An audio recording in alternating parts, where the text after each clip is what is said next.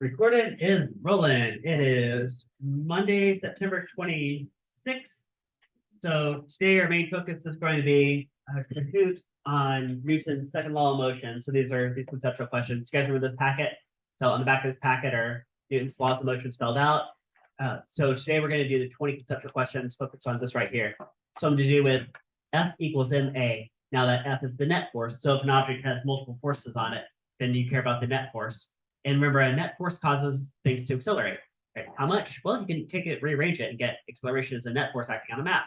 You guys see that the acceleration is going to be proportional to the net force. So if you like triple the net force, it'll triple the acceleration. But also acceleration is inversely proportional to the mass. So if you have more mass, you get less acceleration for the same force. Right? Right, and then here they are. Here's these 20 conceptual questions. We did the first law the other day, so we got those. What's lined up later this week? I have a bunch of labs and lab activities, and of course we have to do Newton's third law at some point too. So yeah, the hurricane doesn't knock any days off school, then that's what we'll be doing later this week. All right, so let's switch over here to Kahoot. All right, yeah, a bunch of guys are on here, ready to go. You guys, a few more seconds. Just anybody trying to sign on to the internet? Yeah, I see some of you guys going there. All right. All right, and then still haven't quite got in, then that 7-digit pin should pop up at the bottom of the screen. And here we go.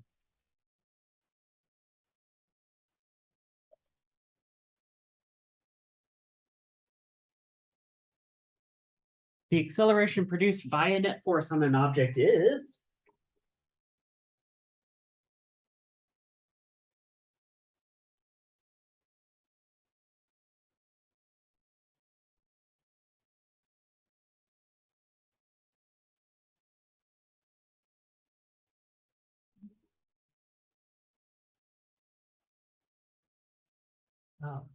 yeah, those are all true statements. Right, so the acceleration is in the same direction as the net force. Again, if there's multiple forces, you have to find the net force first. Okay. Also, that acceleration is directly proportional to the magnitude of the net force and inversely proportional to the mass of the object being accelerated. There you go. Those are all true statements. It's all embedded in that one very short formula. You guys got there? Okay. If you guys have any questions going along, then you please ask me. Oh, all right, Zach in the lead. When an object reaches terminal velocity, what is its acceleration?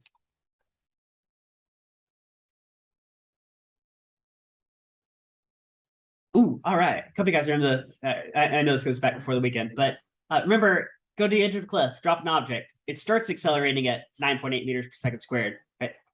In fact, it'll keep doing that if it's in a vacuum or if air drag is negligible, right? But then starting about last week, we said, well, what if there is air drag? In fact, what if there is air drag, then as it falls faster, faster, faster, doesn't that air drag pick up more and more and more?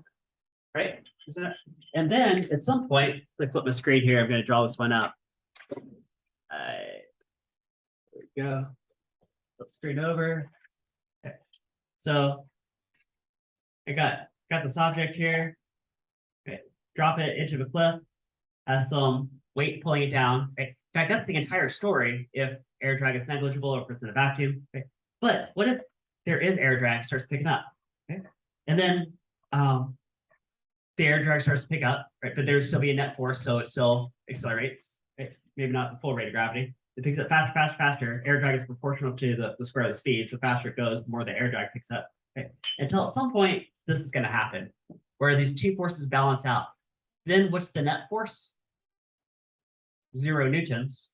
And acceleration is equal to net force acting on the mass. Okay. So if the net force is 0, which it is in this case, then there's 0 acceleration. Isn't that terminal velocity? Right. So this ball, does that mean 0 velocity? No. So it's moving. It's just not changing how it's moving, right? There's 0 acceleration. Okay. So 0 acceleration. So terminal velocity, just down, constant velocity all the way down to the ground. Right, there you go. Of course, you have to have air drag to make that happen. All right. I'm doing on points. Oh, Carolina moved to the top. Got Kaylani, Zach, David. A book weighs 4 newtons when held at rest in your hand. What is the net force on the book?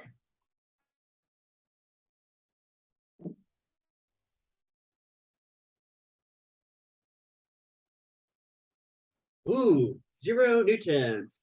You know what? I'm thinking that this free body diagram is going to look almost exactly like this free body diagram. That's what this is, right? FBD, free body diagram. Okay. Here, I got some space right here. Let's do the book right here. Look, center mass of the book. Right, so hold at rest in your hands. Right, now at rest, that means the acceleration is, or wait, hold on. Yeah, acceleration is definitely 0, right? So the net force must be 0. Which was the answer to the question. So this might look like.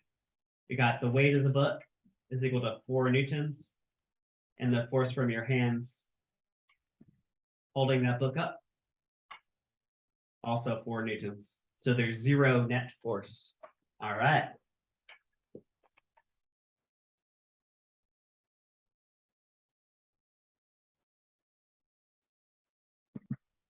We got, Kaylani, Carrie, Evan, Carolina, and David at the top. Girl pulls a 10-kilogram wagon with a constant force of 20 newtons. What is the wagon's acceleration?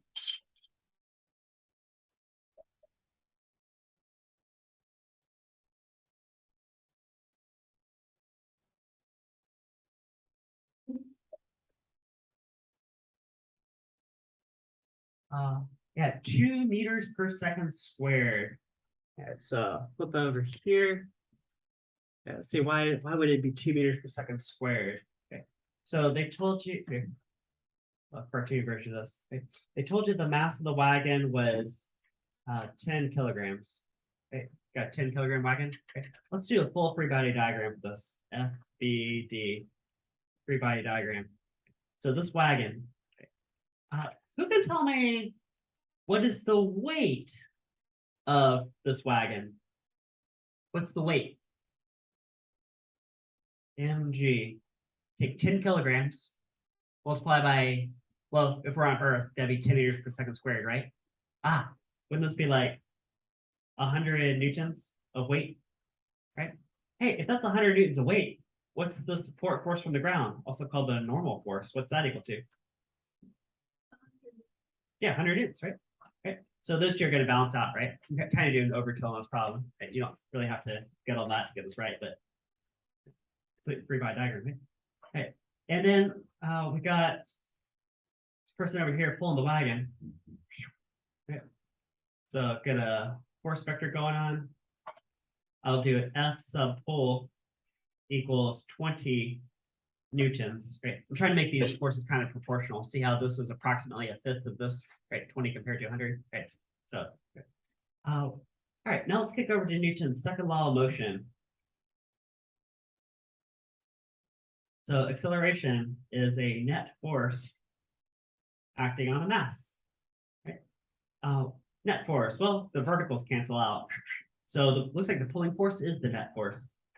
So you have 20 newtons acting on 10 kilograms. Good, because that was given, right? 10 kilograms. Hey, is that like 2 Newton per kilogram? Also called 2 meters per second squared. Newton per kilogram and meters per second squared. That's the same thing. All right. All right. You guys good?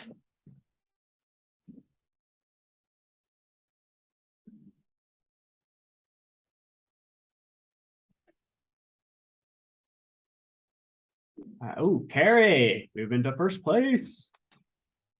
Rock is thrown vertically into the air at the very top of its trajectory. The net force is what?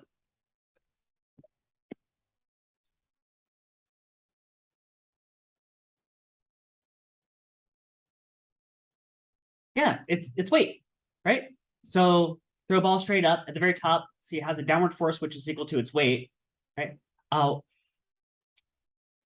In fact, if it was in a vacuum, that would be true the entire time it's in free fall, right? That would be the answer the entire time, right? If there is air drag, then that's specifically true at the very top, because at the very top, it's not pushing against the air, right? Because it's not moving, right? Just for like one moment in time, right?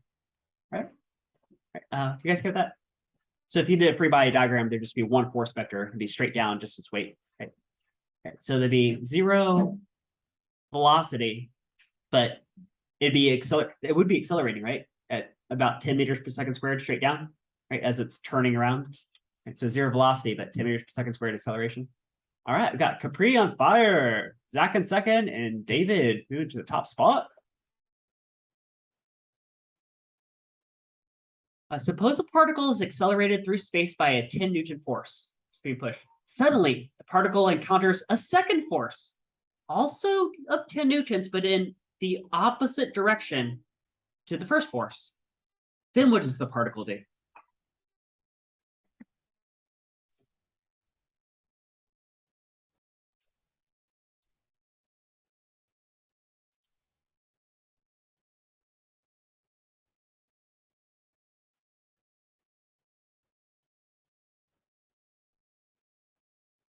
Ooh, all right. You guys got that. Continues at the same speed it had when it encountered the second force. Right, so this one took some thinking, but yeah, some of you guys got that. Awesome. All right. So here's this particle.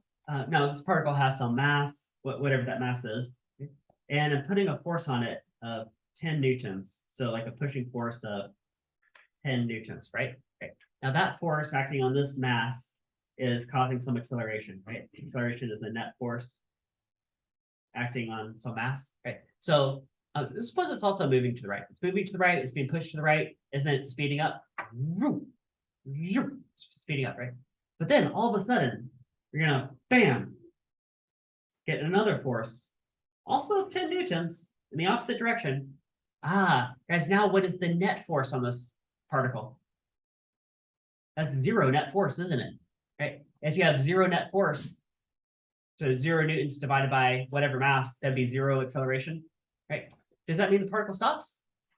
No, that just means it moves without changing how it's moving. It stops accelerating, right? But 0 acceleration is not 0 velocity. Those are different concepts, right? Just constant velocity, right? So this particle, like as you're seeing it, has constant velocity, okay? For it to slow down, so suppose you did want to slow down the particle or bring it to a stop. The only way to do that is to apply a force that's what compared to the original force?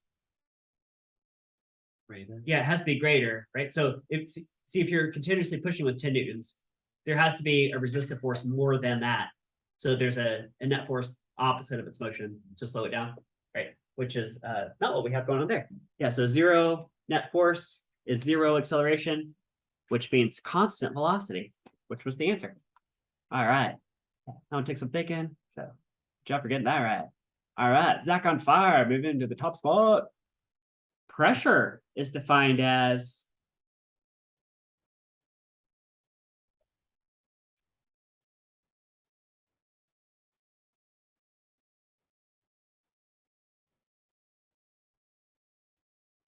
force per area, force per unit area. See about this one. Yeah, so almost everybody got that, which is awesome. Guys, what's one unit for pressure? And there's lots of them. What's one way to, yeah. PSI, yeah, PSI, right? Especially if we're in the States, right? You go buy a bike pump from an American store, right? It probably has PSI written on it. What does PSI stand for? Yeah. Pressure per square inch. Okay. So it's a pressure unit, right? And so it's like pounds per square inch, right? Hey, that's like force per unit area, pounds per square inch, right? Now, of course, in this particular classroom, we're using almost exclusively the metric system. So what units are we using in this class to quantify pressure? Almost all the time. Right? We don't really deal with like square inches, right? How do we talk about force in this class? Like newtons, right? Newton is like a unit of force, for example, weight, right? And how could you quantify area in this class using the metric system? Meter. 1 square meter. Yeah, 1 square meter. Hey, could that be like Newton per square meter? Newton per square meter, right? It's a different way to quantify pressure, right? Does anybody remember Newton per square meter also has its own name. It's consolidated as a unit. Does anybody remember what that's called? Yeah, pascals. Yeah. There you go. There. All right. Do you guys remember? I think I showed you guys bed of nails, right? Bed of nails. Would you rather lay on a bed of 2 nails or a bed of 1,000 nails? I'm thinking of howls and nails, right? Because then your force, your weight is just whatever it is. But see, if you distribute that over a larger area, the force per unit area is actually smaller. So that'd be better. Right? Hydration. All right. All right. Oh, David on fire. Moving into first. Unit of pressure is?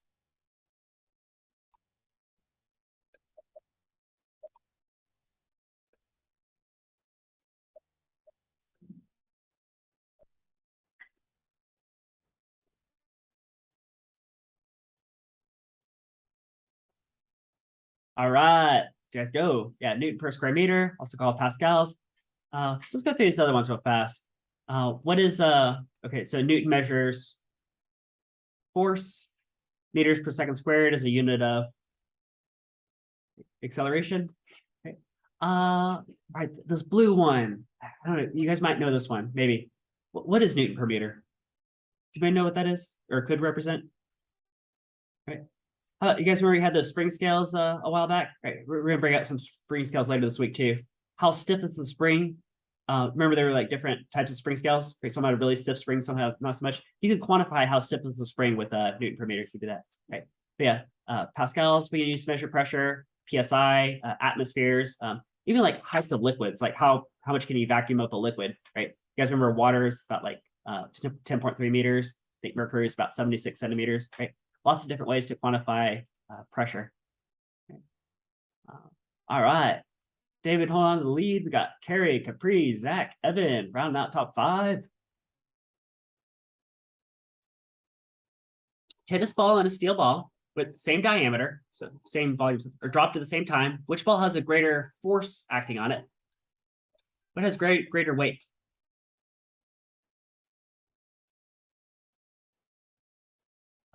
Okay, so yeah, maybe we're thinking this one. It's just going to be the material that's denser, right? Like, is it steel denser than tennis ball material? Okay, so if they have the same volume, they're like the same size, then that steel ball would have to weigh more, right? You guys imagine you're holding on to these.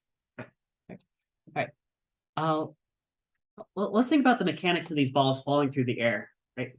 So you drop them from the edge of a cliff. Actually, back up a little. Let's get rid of the air. Drop them from the edge of a cliff. No air drag whatsoever in the vacuum. Which one reaches the ground first? Or do they tie? Yeah, they tie, right? They're always going to tie. Right. Right. Now, if you put the air drag back in, do you think they're still going to tie? Right.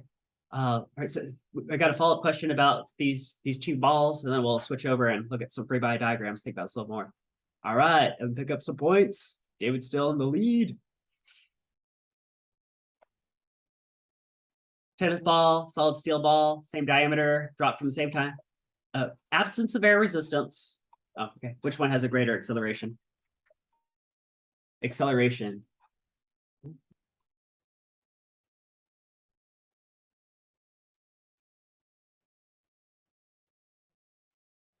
Okay, yeah. Everybody getting it right. All right. All right, so they're gonna fall side by side all the way down. Okay. Oh, I forgot exactly what that follow-up question was. Right. I knew it had something to do with those two balls though. Oh, let's take a look at a free body diagram going on. Okay, let's do the tennis ball versus the steel ball. Okay. So here's their tennis ball. Here's your steel ball. It is shiny. Yeah. Let's throw a center mass dot in each one of these. Okay. Now the tennis ball is gonna have some weight. Maybe it has like this much weight. mg, whatever that is. Okay, that's fine. Good. Okay. The steel ball. Ooh, denser material, same volume. So it must have a huge weight. Maybe it's like here, mass of the tennis ball times gravity, mass of the steel ball times gravity, right? So different weight going, right? Okay. Oh man, it's a huge gravity force there. Okay. But it also has more mass. And is it the larger weight divided by the larger mass going to be the same free fall gravity? But you guys just said that. You guys just said that. You said these two accelerate side by side all the way down. Okay. Now let's put some air drag in here. Right, let's get some air drag. And let's say during the first maybe second or two of falling, they're falling faster and faster, they're picking up speed. Right, we're going to simplify this a bit. let's say they pick up speed at the same rate. Not exactly true, but just to simplify this a little bit. You guys know that air drag is proportional to the square of the speed. So let's say the drag builds up to like this much, force drag, right? Now, see what does drag have to do with? It has to do with the speed, like how fast the thing's falling. It has to do with the density of the surrounding air. They're both of the same air. It has to do with this. Ooh, how about the area? Like made a shadow on the ball, right? What's that area that's plowing through the air, right? It has to do with all those things, right? So they're pretty close to being an equal scenario for like the first few seconds, right? They build up the same drag force, right? All right, and let's say we get up to like this point right here. Okay, now just eyeballing my picture, guys, what's the net force on my tennis ball at this point? Do you guys see a net force pretty close to like 0? Has my tennis ball reached terminal velocity? Yeah, because it has 0 net force. 0 net force, 0 acceleration. This tennis ball is just going to go down at constant speed, isn't it? Right? It stopped accelerating. Right? What about the steel ball? Has the steel ball reached terminal velocity? Definitely not. There's still a net force on it. It's still accelerating. Is it accelerating at the full rate of gravity? No, not the full rate of gravity. But if you took the difference between these two, that would be the net force divided by the mass. I don't know, maybe like 6 or 7 meters per second squared, but it's still picking up speed, right? Okay, so which one reaches the ground first? Tennis ball or steel ball, or do they still tie? How many of you guys think the steel ball is going to win this race through the air? Yeah, the steel ball wins, right? So in a vacuum, they tie, but through the air, the steel ball is going to win. Okay.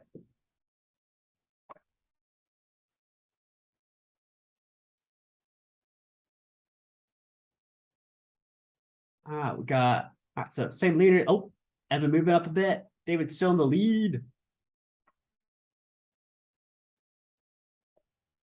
You pull horizontally on a desk with 150 newtons, the desk doesn't move. So the friction force must be 150 newtons, right? Balancing that out. Now you pull with 250 newtons, and the desk slides at constant velocity. So what's the friction force now?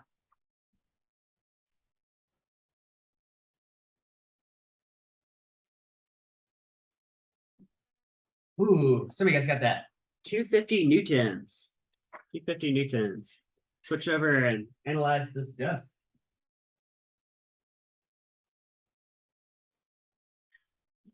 All right, so I've got this desk going on. All right, it's on this floor. Center mass. LBO. Okay. So free body diagram. Okay. So never mind. Good start. Okay. I'm gonna do 2 situations. I'm gonna do like a before and after. Split this in half. Okay. So desk here and desk here. These 2 situations. Okay. Center mass. Okay. Right. So here, probably got the floor too, just to more context. Floor. Okay. All right. So free body diagram, force vectors. FBD. Okay. So it used to be that this desk had a weight, mg. There was a normal force balancing that out. I could say it also, same magnitude also equals mg, right? Okay. And then I started to push on it. Now, we can kind of see this right here. Check this out. I got spring scale. We got, well, a weight that could sort of represent the desk, right? Okay. And see how, I'm like pulling with a greater and greater force. There's half a Newton, there's 1 Newton, 1.5 Newtons, 2 Newtons. See how the entire time this doesn't budge? Right, so different forces, but it's not moving. Do you guys think that friction between this object and this paper is automatically responding to balance out this pulling force? Right? So that might look something kind of like this. I'm putting a small pulling force, F sub pull, and friction is automatically responding to balance that out, F sub pull. Right? So everything's all balanced, all good? Right? But at some point, if I put on a large enough force, it will break that friction and start sliding across the paper, right? And it looks like, just eyeballing it here, it looks like that force is pretty close to 3 newtons. looks like about 3 newtons of force right here. Okay, so we're trying. You see about 3 newtons going on. Okay, so translate this over to this desk. Similar situation. Weight, normal force. Okay, but now I'm pulling with a greater force. F pull. Now here's the friction force. Right. But the key in that question you guys just saw was constant velocity. So, guys, constant velocity, that means the net force is still what? Still zero, right? So constant velocity, there's zero acceleration, still zero net force. So these two have to be balanced out, don't they? Right? And if this was 250 newtons, that's also 250 newtons. Okay, guys get that? Okay. So I want to tell you guys a little bit more about friction, because there's 2 categories of friction. In this top picture, you guys saw a case of static friction. In this bottom picture, you guys saw a case of kinetic friction, where the 2 surfaces were sliding past each other. Okay? There's 2 pretty similar formulas that know all for each one of these. Okay? That force of friction, well, in the static case, it builds up to the coefficient of static friction times the normal force, right? So here's how we're going to analyze this. Coefficient of friction. You guys see this Greek letter mu? Looks like a U with a tail on it. I also put a subscript S for static, for the static case, S static. Okay? Right. So there is some material property between this like metal material and this paper, okay, that is just a material property called coefficient of friction. And it's the ratio of friction force to normal force. So, whoops, why do you call it F pull? I meant F sub FR, friction. Well, it's equivalent to F pull, but it's the friction force, right? If you take this friction force, compare it to this normal force, okay, you get the static friction. But static friction, it builds up to that point. Because remember, it goes back to this idea of I could pull with lots of forces. And if I haven't broken that initial friction yet, then the friction automatically response builds up to that point. Okay. But see, once you break the friction, start sliding, now we're down to the bottom picture. Okay, and that's going to go like this. Friction force is exactly equal to coefficient of friction times the normal force. But in this case, it's coefficient of kinetic friction. So put a little subscript K on that U for K kinetic, like it's sliding. Right? Or if you like, you could rearrange this to get the ratio of friction force to normal force is the coefficient of kinetic friction. Okay? Okay. But coefficient of kinetic friction is like some material property. Okay. You guys get so far? Okay. And here's where I'm going to tell you guys a little bit more stuff to I think tell my other classes this too. I'm going to get everybody out of alignment here. Okay. Suppose you do an experiment. You wonder, I wonder what is the coefficient of friction, right? As a function of the speed between 2 surfaces. Speed could be in meters per second. Coefficient of friction could be, well, maybe Newton per Newton. That could also be called unitless. Okay, it's a unitless ratio, right? Newton per Newton cancels out. Okay. So we'll start off with 0 speed between the 2 surfaces. That could be a static case, couldn't it? This could be static. Right? So you see how much force does it take to break the friction, and you divide the 2 friction force to normal force, right? It comes out to some number. That right there is your coefficient of static friction. Okay. Then, once you break that initial friction, these 2 surfaces start, bam, right there, slide past each other. Right. Now, I'm getting a force rating of about 3 newtons right here. Okay.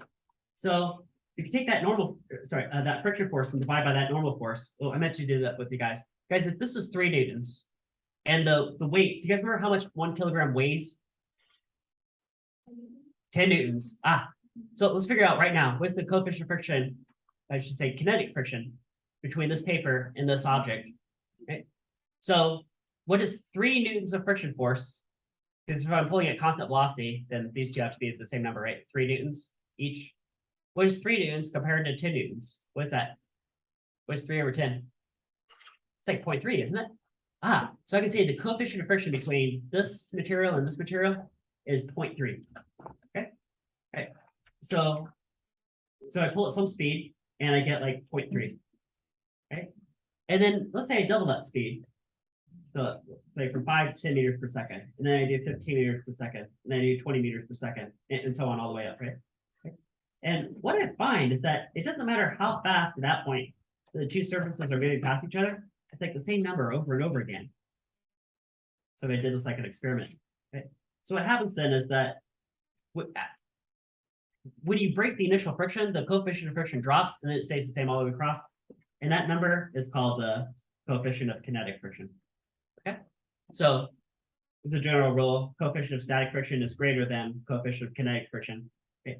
It takes more force to break the initial friction than it does to keep two surfaces sliding past each other. Okay. All right, let's flip back over to Kahoot. Kahoot. Here. All right, Zach, top in the top 5. Got Evan, Capri, Carrie, David at the top. If the angle of incline with a block resting on it increases, what happens to the normal support force? That normal force.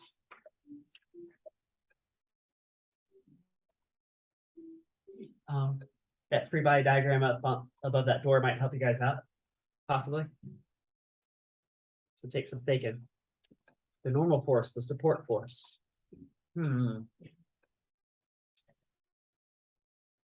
Oh, yeah, you guys did pretty good. Yeah, it will get less. Okay, now why? All right, so switch over here. All right, so I pulled up some notes from last week. All right, so here's that diagram that might help you out. So block resting on this incline. There's really 3 forces, right? It's weight, a normal force, and the friction force maybe holding everything in check. Right. But remember the way we were analyzing this? I told you guys to dash off some axes that are parallel perpendicular to the surface. Right. Parallel perpendicular to the surface. Right. And then 2 of those are already aligned to that system. So we just need to take the weight and break it into components. Okay.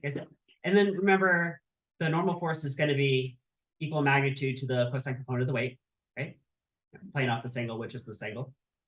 Okay, you guys remember that? And that's what the question was about. It's like, what if I ramp up this angle? What happens to this normal force? Well, it might be helpful to see like this animation. Okay, now I haven't drawn the full free body diagram for each of these blocks, but there's like a partial. There's like the weight. You guys see the weight on each one, right? So this block has a weight down, and what I didn't draw was there's a normal force acting straight up, right? Wouldn't that just be 100% of the weight, right? But then what if you ramp up this angle? Well, if the angle is getting closer to 90 degrees, like closer to a vertical wall, you guys see how the component of the weight that pushes the block into the surface is getting really small now? Right? Look what's happening. It's 100% of the weight. It's like maybe 95% of the weight, maybe like 70% of the weight. And up here, it's like maybe 20% of the weight. You guys see it's getting less. Okay. In fact, if you take this object, put it straight on a vertical wall, right, and then let it go, I bet the normal force would go to 0, wouldn't it? It could go to 0. Okay. Another way to think about that is just this expression right here. You guys know what cosine of 0 degrees is? If this angle is 0 degrees? 0. Well, sine of 0 is 0. Cosine of 0 is like 1, which we're going to interpret as like 100%. So that if I just set this down like this, the normal force up is 100% of the weight down. Right? That's that. Cosine of 0 is 1. Right? But what if you take this angle and ramp it up to 90 degrees, which could be like a vertical wall? What is cosine of 90 degrees? And that number is 0. So this component would go to 0. Okay. All right.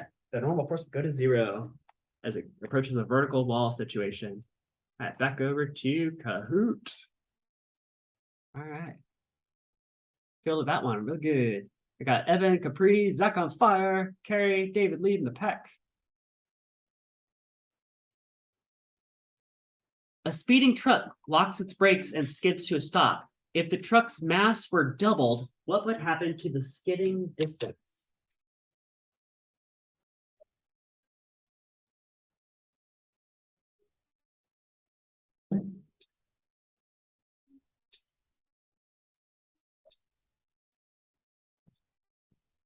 Okay, that was a real tricky question. I haven't told you guys the answer to that yet. So, yeah, why would it be the same?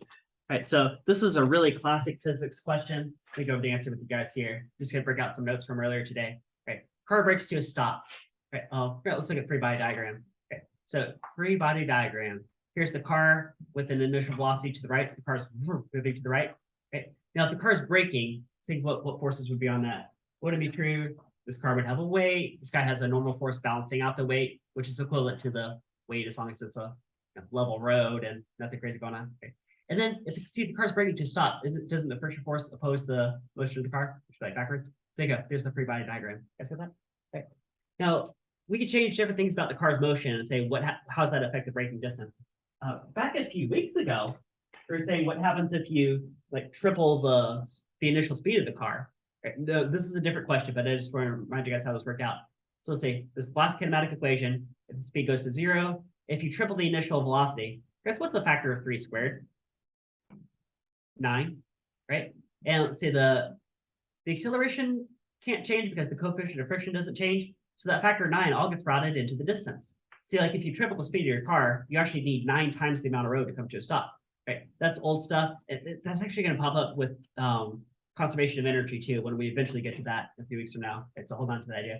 But that's not the question we're tackling right now. The question we're tackling now is if you increase the mass of the car, suppose you like triple the mass of the car, what happens to braking distance? Again, this is a really classic physics question. If you guys take physics in college, you're going to see this question come up again. Okay, so I'll take you guys through the solution here. So I'm going to start with Newton's second law of motion. So a net force causes, in this case, the mass of the car to accelerate, right? Well, you might say like decelerate, but you guys get the idea, right? Negative acceleration. How much can the car slow down, right? Okay. Well, look at my free body diagram. Do you guys see what the net force is? Isn't it just this friction force? Because the two verticals cancel out, right? So I'm going to say the friction force is what's causing the car to slow down, right? Not true? But hey, friction force. Here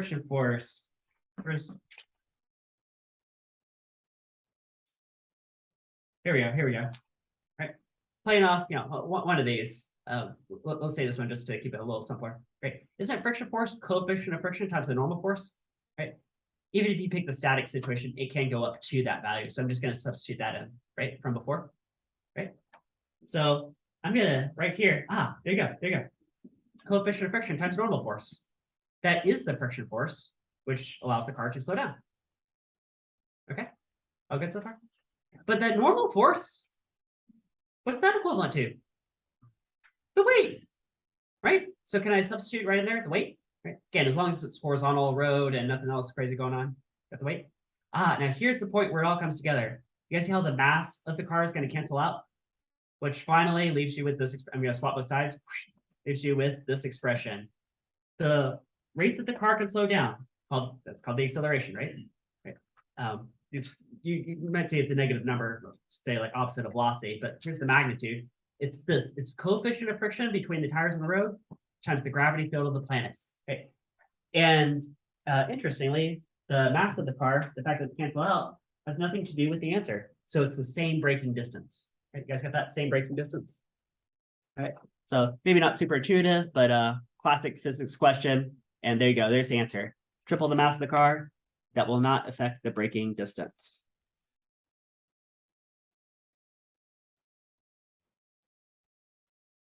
If the force acting on a cart doubles, what happens to the cart's acceleration?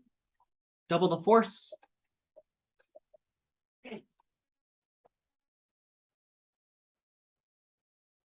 Double the acceleration. So acceleration is net force divided by mass, right? So if you double the force, you double the acceleration. Isn't that true? All right. Carrie, move it to the top. Oh, there's Newton's second law of motion. Suppose a cart's being moved by force. Suddenly a load is dumped into the cart so that the cart's mass doubles. What happens to the cart's acceleration? Cart's mass doubles.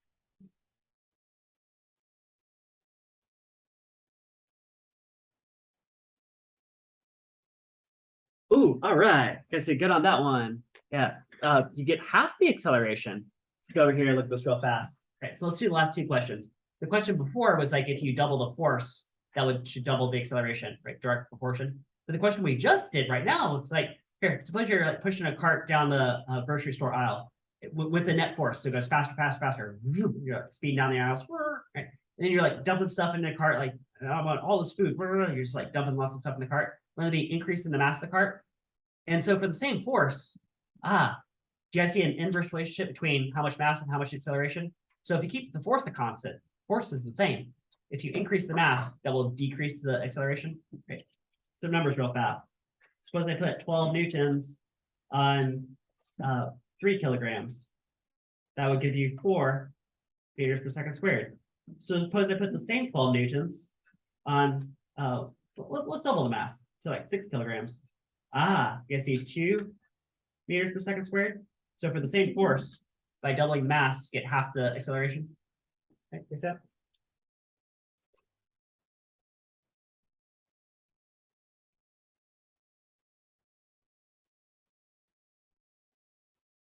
All right, Carrie, keeping the lead with over 9,000 points. You're on a frozen pond. The ice starts to crack.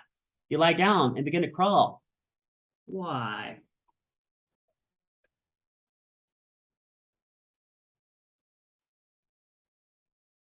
Yeah, it will decrease the pressure. Now you can't really decrease the force. The force is just provided by your own weight, and so you can't really do much about that at the moment. But what you can do is change the distribution of that weight. You know what I meant to have pulled up here on Google? Snowshoes. Snowshoes. Let's see some snowshoes right here. Here we go. You guys ever seen these?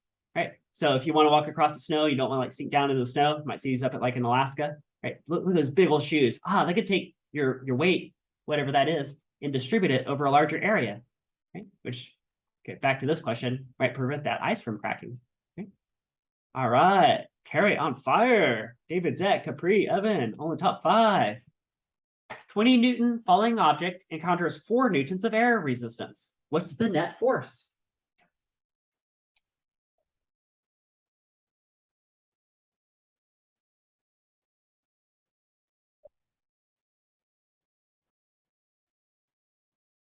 All right, 16 newtons.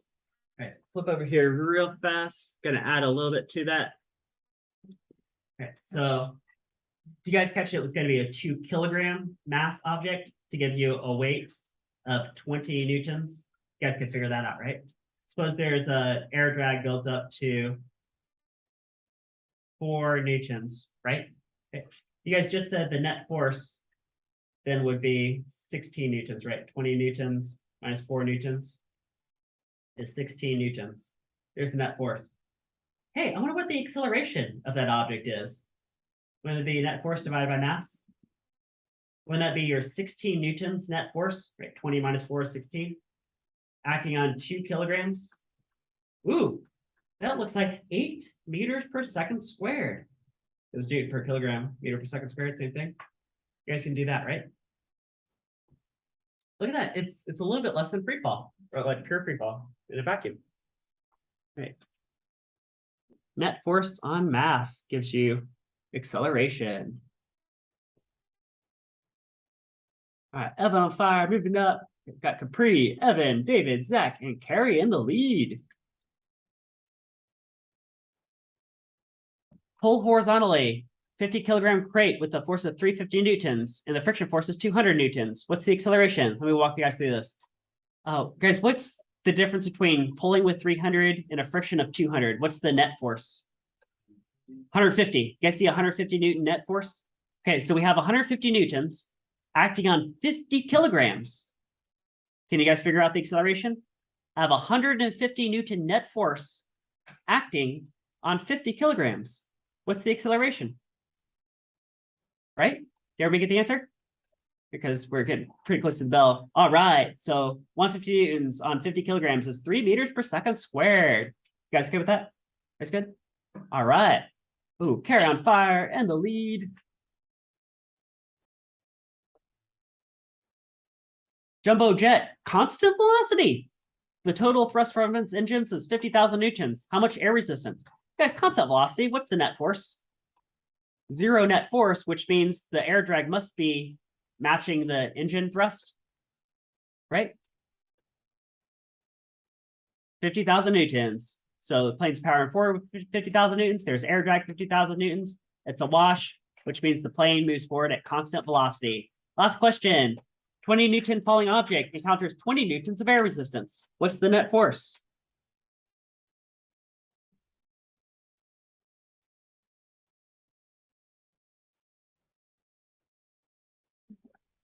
Zero newtons. That's also called terminal velocity. All right, to the podium with the bronze, Evan.